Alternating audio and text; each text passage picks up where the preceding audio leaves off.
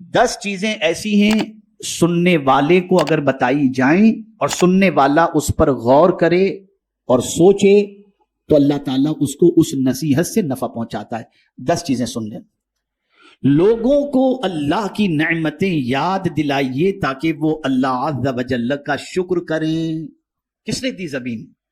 کس نے دی آسمان؟ کس نے دولت دی؟ کس نے آنکھ دی؟ یہ ساری نعمتیں اللہ کی دی ہوئی ہیں، اور اگر چاہتے ہو کہ اللہ مزید نعمتیں عطا فرمائے تو قرآن کہتا ہے لئن شکرتم لازیدنکم، تم شکر کرو اللہ تمہیں زیادہ عطا فرمائے گا۔ اور جتنی تکلیفیں آتی ہیں، توجہ چاہوں گا یہ جملہ پوری تقریر یاد رہے یا نہ رہے لیکن اس کو یاد رکھیے گا، جتنی بھی تکلیفیں آتی ہیں وہ ساری تکلیفوں کا سب سے پہلا سبب ناشکری ہے۔ سب سے پہلا سبب، اس کے پاس یہ میرے پاس یہ نہیں، وہ یہاں میں یہی سب چلتا ہے۔ اور اس کو میں قرآن سے سمجھا دوں، اللہ فرماتے ہیں ما یفعل اللہ بعذابکم ان شکرتم، اللہ تم کو عذاب دے کر کیا کرے گا اگر تم شکر کرو۔ نادانو، تم شکر نہیں کرتے اس لیے تم تکلیف میں گرفتار ہو، شکر کرو تو اللہ تمہیں زیادہ عطا فرمائے گا۔ نعمتوں کو یاد کرو، یہ ہوا بغیر پیسے کے مل رہی ہے، آکسیجن بغیر پانی مل رہا ہے، یہ نعمتیں کون دینے والا؟ اللہ دینے والا۔ اب اس کی نہ سنے تو کس کی سنے؟ یہاں علماء تشریف فرما ہے، طلبہ تشریف فرما ہے، ایک بہت حکمت کی بات بتاؤں، اللہ عز و جل نے جبرن کسی کو نہیں کہا کہ مجھے مانو، توجہ چاہوں، جبرن نہیں کہا کہ مجھے اللہ مانو۔ اللہ نے عقل عطا فرمائی، انسان کے پاس تو عقل ہے نا، جانور کے پاس نہیں، انسان کے پاس تو عقل ہے نا، اللہ نے عقل دے دی، عقل دے دی۔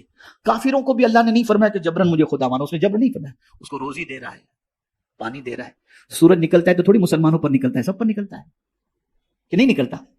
بارش برستی تو سب فائدہ اٹھاتے ہیں، آکسیجن سے سب فائدہ اٹھاتے ہیں، مسلم اور نان مسلم، اللہ کو ماننے والے اور نہ ماننے والے۔ اے اللہ، جب تو اتنا سب کچھ دے رہا ہے تو اپنے آپ کو منواتا کیوں نہیں ہے جبرن؟ تو اللہ فرماتے ہیں میں نے عقل دی اور یہ ساری چیزیں عطا کی تاکہ عقل سے بندہ سوچے تو صحیح، میں اس کو نہیں مانتا پھر بھی مجھے روزی دے رہا ہے، پھر بھی مجھے آکسیجن دے رہا ہے، پھر بھی مجھے پانی دے رہا ہے، کون ہے یہ سب دینے والا؟ کون ہے؟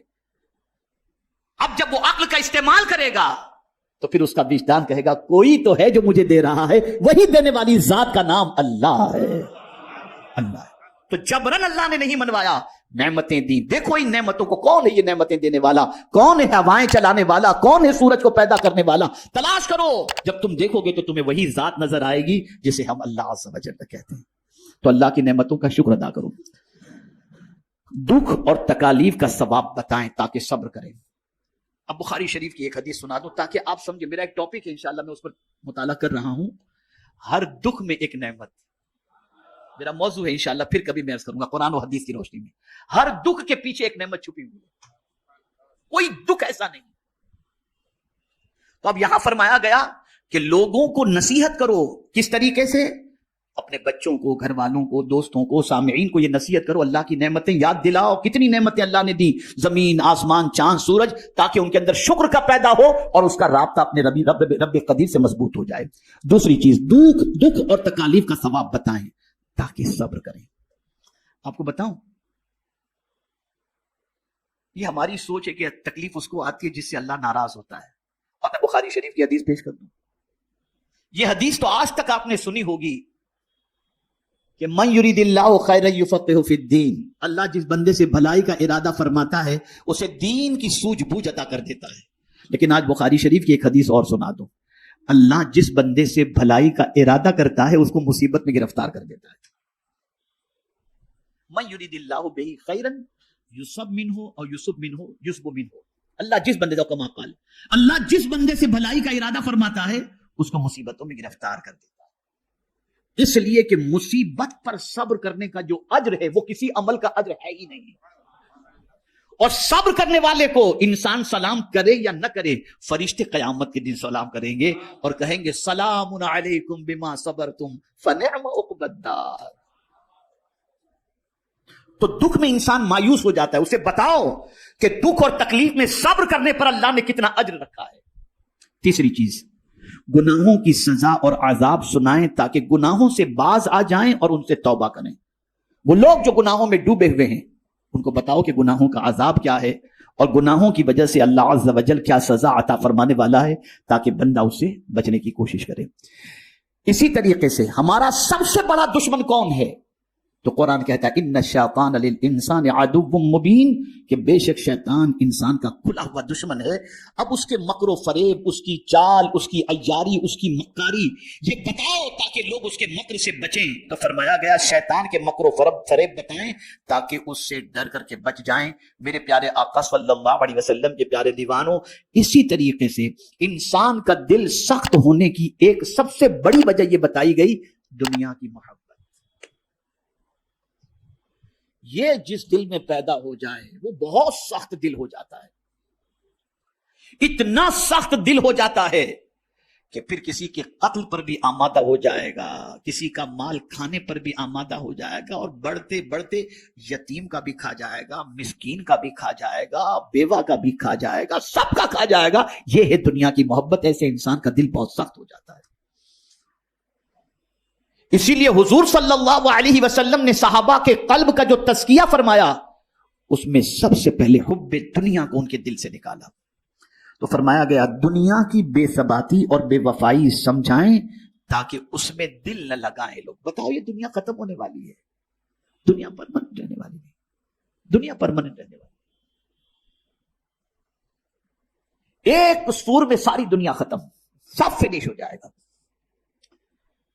اب یہاں یہ جملہ یاد رکھیے گا، علماء خاص طور پر میں گزارش کروں گا توجہ کے ساتھ، اور طلبہ بھی یاد رکھیں گے تو بڑا فائدہ ہوگا. زندگی بھر اسے اپنی کتاب کے اندر نوٹ کر کے رکھیں. عقل مند وہ ہے جو فنا ہونے والے سے محبت کرنے کی بجائے باقی رہنے والے سے محبت کرے. دنیا فنا ہو جائے گی، خدا باقی رہنے والا ہے. جو باقی رہنے والا ہے اس سے محبت کرو. اسی لیے مومن کی تعریف اور مومن کی کیفیت قرآن نے بیان کی. والذین آمنوا اشد حبا للہ، جو ایمان والا ہوگا وہ اللہ سے ٹوٹ کر محبت کرے گا، بے انتہا محبت کرے گا. اور یہ دنیا فنا ہونے والی ہے. چھٹی چیز، موت کو ہر وقت یاد رکھا جائے تاکہ روانگی کی تیاری جاری رکھی جا سکے. میں آپ کو یہاں پر بتاؤں، ابھی ایک پروگرام میں ہم گئے تھے، ایک ساتھی نے کہا حضرت آپ کا وقت اتنے بجے کا ہے، ٹریفک بہت زیادہ ہے، ہم تھوڑے تاخیر سے پہنچیں گے، لیٹ ہو جائیں گے. تو مجھے ایک آیت یاد آ گئی. اللہ کا شکر ہے بسا اوقات کوئی نہ کوئی آیت یاد آ جاتی ہے. تو میں نے ان سے کہا، میں نے کہا بھائی میں تو دنیا کے بارے میں تھوڑا سا سوچا تو ٹائم پر تو مجھے کوئی چیز نظر نہیں آئی، چاہے وہ فلائٹ ہو، چاہے ٹرین ہو، چاہے آدمی ہو، تھوڑا بہت تو پلس مائنس ہو جاتا ہے. میں نے جب قرآن پر غور کیا تو ایک ہی چیز مجھے ٹائم پر ملی. قاری صاحب، ایک ہی چیز مجھے ٹائم پر نظر آئی جو 1 منٹ پہلے بھی نہیں، 1 منٹ بعد بھی نہیں. اذا جاء اجلهم لا يستأخرون ساعة ولا يستقدمون. جب موت آتی ہے تو نہ 1 منٹ پہلے نہ 1 منٹ بعد میں، جب اس کا وقت مقرر ہے تب وہ آ جاتی ہے. تو ٹائم پر ایک ہی چیز ہے، باقی کوئی چیز ٹائم پر نہیں. 1000 باڈی گارڈ رکھ لو، 1000 بلیٹ پروف جیکٹ پہن لو، لیکن دنیا کی واحد سچائی یہ ہے کہ موت سے کوئی بچ نہیں سکتا. اور یہ جملہ بھی بڑا میرا مقبول ہوا تھا کہ ہم نے بہت کچھ جمع کر کے رکھا، لیکن قدرت کا قانون یہ ہے یا دے کے مرو یا چھوڑ کے مرو، لے جانے کچھ بھی نہیں ملے گا. بہت کچھ جمع کر کے رکھا ہے نا، یا دے دو مرنے سے پہلے یا چھوڑ دو. ہاتھ میں انگوٹھی بھی پہنے ہو تو لوگ کاٹ کے نکال لیں گے، لے کے نہیں جا سکتے کچھ بھی. یہاں سے پتا چلا ہمارا کچھ ہے ہی نہیں. جسے ہم کہتے ہیں کہ یہ ہمارا ہے، ہمارا کچھ نہیں ہے. فلسفہ سمجھ لو، یہ اللہ نے استعمال کرنے کے لیے دیا ہے. جب تک وہ چاہے گا تم استعمال کرو گے، پھر یہ کسی اور کو دے دے گا. اسی لیے اس کا قانون ہے دے کے مرو یا چھوڑ کے مرو، لے جانے کچھ بھی نہیں ملے گا، کچھ بھی لے جانے نہیں ملے گا. اور موت کا وقت کسی کو نہیں معلوم. تو دل کی سختی کو دور کرنے اور نصیحت کو حاصل کرنے کے سلسلے میں موت کا تذکرہ لوگوں کو بتایا جائے اور موت کو ہر وقت یاد رکھنے کی تاکید کی جائے.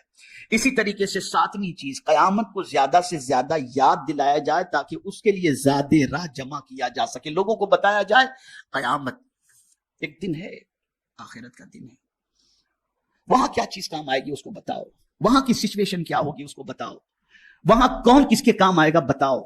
میری ایک کتاب خریدیے گا مکتب سے، محشر میں حضور کہاں ملیں گے. کوئی نہیں ملے گا، کسی کا پتہ نہیں، لیکن حضور کا پتہ معلوم ہے.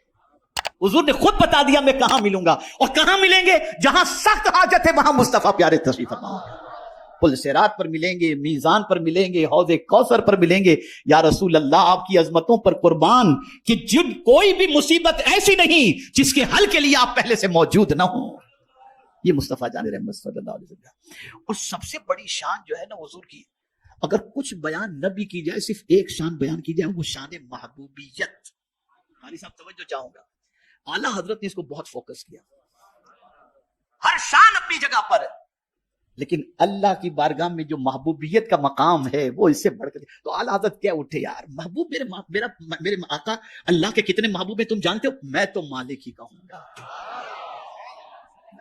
اتنے محبوب، میں تو مالک ہی کہوں گا کہ وہ مالک کے حبیب، یعنی محبوب و محب میں نہیں میرا تیرا۔